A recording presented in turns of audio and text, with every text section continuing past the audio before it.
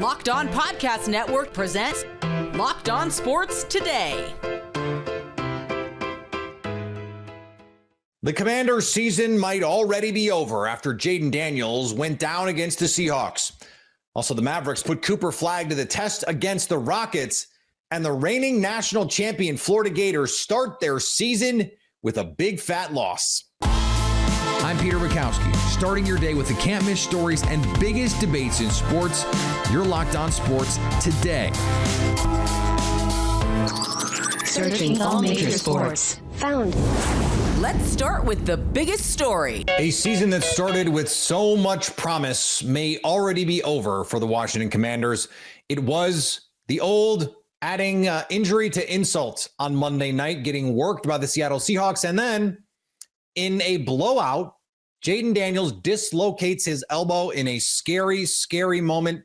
Players down on the field, the prayers, the hushed crowd. It was a tough scene, and now they have to move forward going, what do we do next? Well, David Harrison from Locked On Commanders joins me now. And David, let's start with the question that I think every fan was wondering. What the hell was Jayden Daniels doing in a game down 30 in the fourth quarter? Yeah, head coach Dan Quinn told us on Monday that he wanted to get one more drive out of his starters, that the plan was actually to pull them after that drive, but just get one more drive, put something good together, put something positive on tape to build off of for the next week, coming up against the Detroit Lions and all those things. And I think it's a pretty common practice, right? There's really no surprise there. And I think that really, in the court of public opinion, what Dan Quinn is really a victim of is the fact that his offense actually put together a pretty long drive. So that drive starts at the 12 minute 30 second mark of the fourth quarter.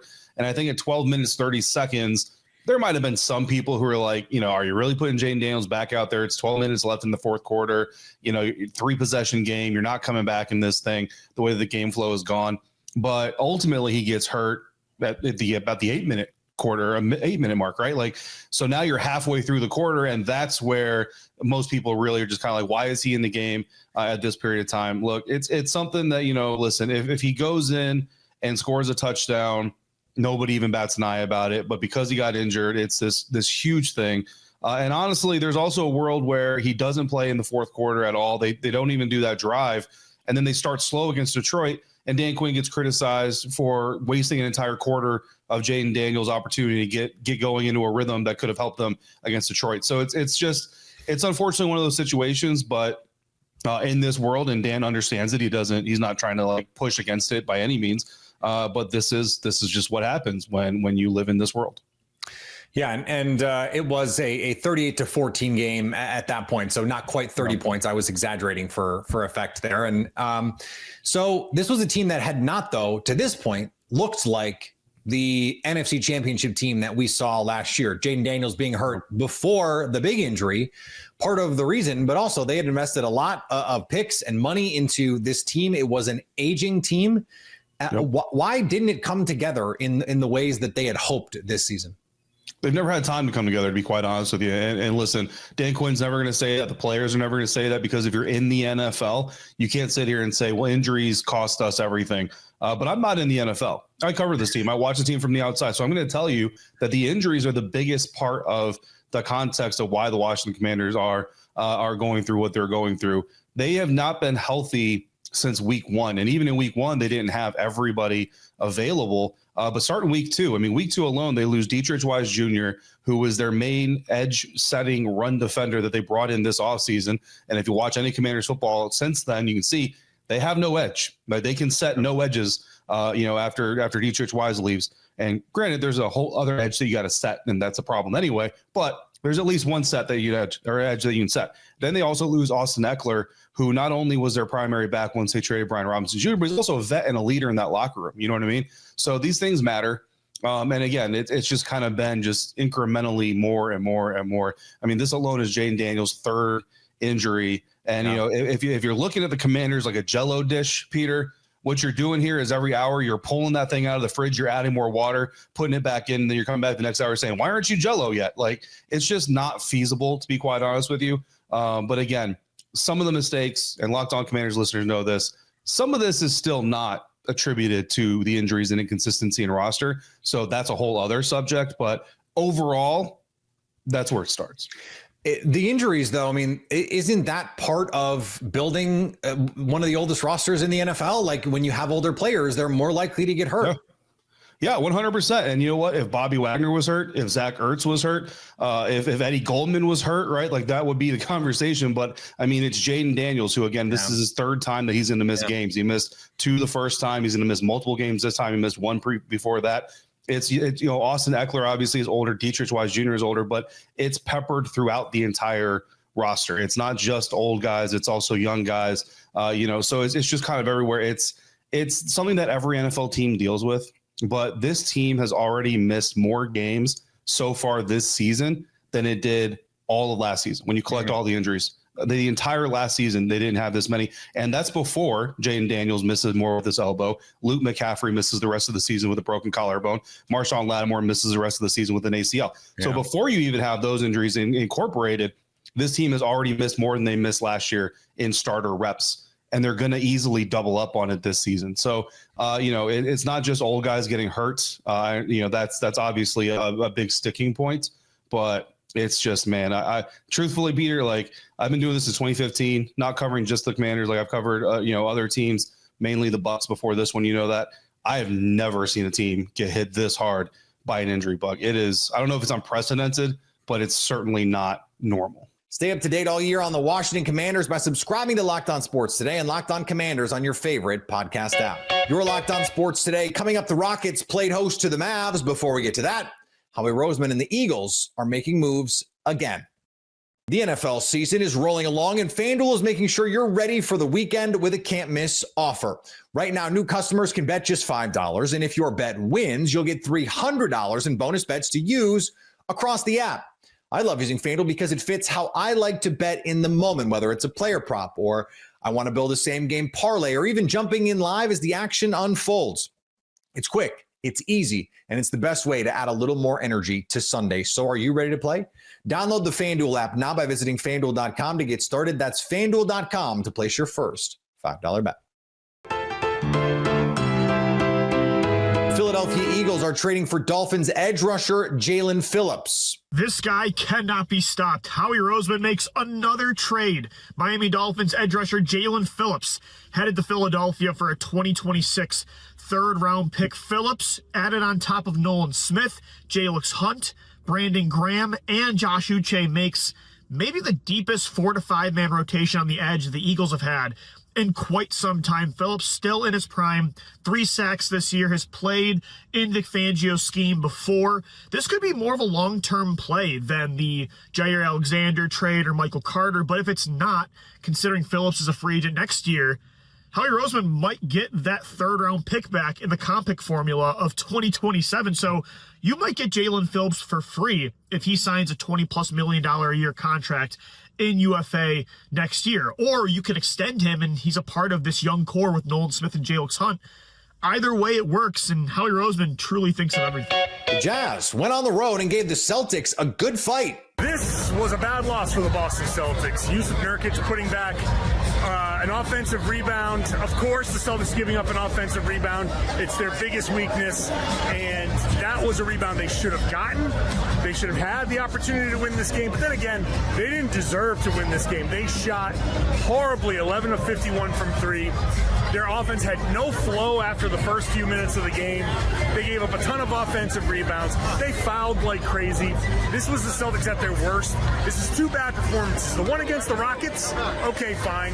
The Rockets are really good. They're huge. The Jazz, this is a team that the Celtics should beat. So even in a season where the wins and losses probably don't really matter for the Celtics, this loss really kind of stings. So a decent game from Jaylen Brown, a nice game from Jaylen Brown, but the Celtics are struggling from 3, and that's just going to kill them. If you can't defend well, if you can't rebound well, and you can't shoot well, you're going to lose a lot of games in the NBA. Giannis and the Bucks continue to roll. Riding up the escalator, talking about the Pacers' loss to the Bucks, and no more victories in sports as close as you get for the Pacers tonight, who lose on a Giannis buzzer beater, 117-115. Tony East here with Locked On Pacers on the way out. Pacers lost 2 more guys, Quentin Jackson and Johnny Furphy, to injury. Furphy leaving on crutches. They are out of players at this stage. They're playing lineups with no guards. Jeremiah Robinson Earl, they signed him to a hardship contract on Saturday, is closing the game, and they're still tied and fighting hard with this Bucks team, keeping it close late. That's their 4th of their 6 losses that have been a close fight late that they just can't quite win. It's been the most frustrating possible set of circumstances for the Pacers, who are right in these games but cannot finish them. They're now 1-6 after this one. They need to get healthy. They need to find a way to get some of these wins because they're playing well enough to do it, but they haven't been able to. Much more on Locked On Pacers. Cooper Flagg and the Mavericks squared off with Kevin Durant and the Rockets on Monday night. Locked On Mavs host Nick Angstad reacted to Flagg's performance in his first true road game of the season. That's right. He hasn't played a road game yet. PJ Washington is becoming the leader that the Dallas Mavericks need because right now the Mavs are in like another crisis. I know we do this all the time. I know it feels like the last 9-10 months. It's just been crisis after crisis after crisis for this Mavericks team. And even before then, remember on Christmas Day when you and I were doing the show and Luka got hurt on Christmas Day? Like it was just, it was a good crisis back then too. The Mavs have been going through it, and the Mavs need somebody on the court, I think, to step up in this moment. Anthony Davis is out because of injury. Derek Lively is out because of injury. Kyrie, the actual leader of the team, is out because of injury, and he's going to be out until maybe December, but probably more so like February or March. We'll see what happens with him. But PJ Washington, I think, is the guy that is stepping up to help guide and navigate this Mavs team through this moment. Because right now, going into the season, there are so many questions about this team. And if they could answer some of them, they could be a solid team.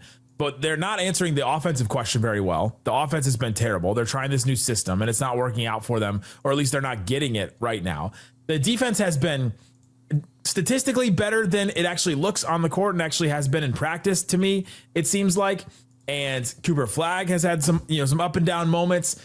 There's just so many questions and holes, and they're not playing a point guard to start games. Like that is a baffling decision from Jason Kidd still. There's so many just different decisions and different weird things happening right now that the Mavs need somebody to come out and let's just keep playing hard. Let's just keep playing hard on the court and play like we did at the end of last season when we had a bunch of questions about that team too. Because you and I sat here on every single post game and watched this team play and compete really hard, even though they had all these questions. Did the fans even care about them the rest of that season? All that. And I thought PJ embodied what that team embodied at the end of last season, where he fought hard, 29 points, 12 boards, 11 of 20 from the field, and was John at KD, was just like the guy that the Mavs needed in really key spots in this game where they should have been blown out. I mean, you and I were talking before the game, like, is it going to be 20 or 30? Honestly, that's what I said to you, because I'm looking at a team that just had no business matching up against this Rockets team. Yeah, I mean, PJ has been fantastic so far to start this year. He's been the team's best player. I mean, there's no really debating that. Like, that's just the reality. And yeah, I mean, his leap that he's taken, I think, is very real. And, it's something that the team has desperately needed, just some toughness and some energy. Yeah, I mean, it's not a good team. I would say you could probably throw any hopes that this team could turn into something out the window. I've pretty much given up on that already. They're just so hurt already. I mean, it's just unbelievable what we're seeing, especially the strength of the team. The front court is already destroyed by injuries. And have I told you my third side of the ball thing? What's that? The Mavs are struggling on 3 sides of the ball: the offense, the defense, and the medical side. Yeah, I mean, that is the third side now for the Mavs. It is part of the game. I'd honestly say I don't really think they're struggling defensively. I really don't. I think they're fine there. Offensively, obviously, they're horrible. They're the worst in the league. And I think that bleeds into their defense a little too much. Yeah. But yeah, I mean, I would say of your 3 bigs, it sucks to say like, well, it's okay if this guy gets hurt. But I'd say of your 3 bigs, if you were to say, hey, a few of these guys get injured here or there, but like I would say AD and Lively are the 2 that cannot be injured at the same exact time. Yeah. The moment that happens, you're in a rough spot. Your identity is gone, or what you thought was going to be your identity. Right. Because Gafford's a great center in the league. Like, he was really good tonight. Like, he brought the energy. His size was desperately needed against this Rockets team. He gutted through what looked like injuries, over the course of the game, got banged up and gutted it out and played over his minute restriction. So shout out to Gafford. But, you're that elite rim protection with, versatile, switchable, elite big defenders. that are tenacious on the glass on both ends, you're missing both of those guys. So it just kind of sucks that this team doesn't have an identity because of it currently. It doesn't. And so that's when PJ came swooping in and said, all right, I'm going to help this team become like what it could be tonight and compete in this. The Rockets went zone a lot in this game. PJ was breaking that zone. He was the guy in the first half. He was the one getting in the middle of the zone and hitting some floaters in that zone. And then that's a carryover from last year. He was doing that last year too. Absolutely. And I thought in the second half, he was doing it more with his passing in the middle of that zone too. And you just saw it on in multiple different ways, them attacking that Houston Rockets defense. Yeah, for sure. I mean, there were stretches. I don't think they played terribly in this game. You know, they're 2-5. So I don't know.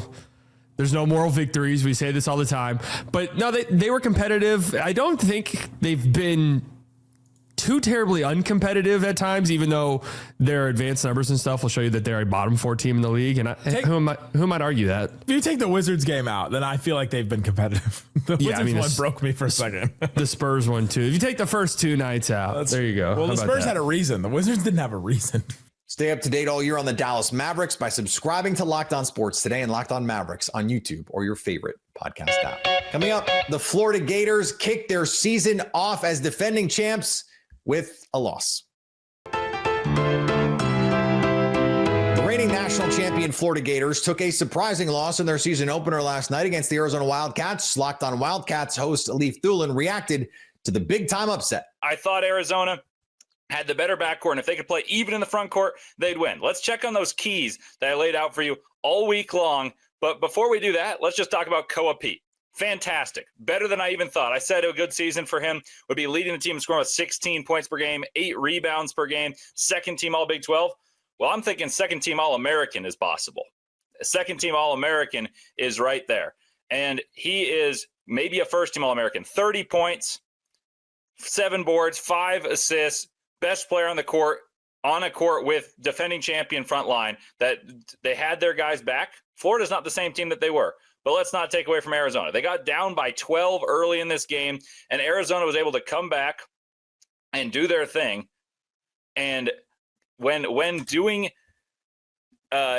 falling behind by 10 points against Arizona's rival in this game, which was a team that had size, a team that had enough size to contain Kopi, enough size to contain Mo Krivas, enough size to contain Tobe Awaka, you'd think, oh, shoot, this is not good unless the guards play fantastically. And Jaden Bradley was fantastic at the end of the game. Braden Burries was not good in this one. And that gives even more room for belief that this team is going to get better. And that's scary for the world. Arizona proved that they're a national championship contender with this game. Koa Pete, 37-5. Jaden Bradley closed off with 27-5.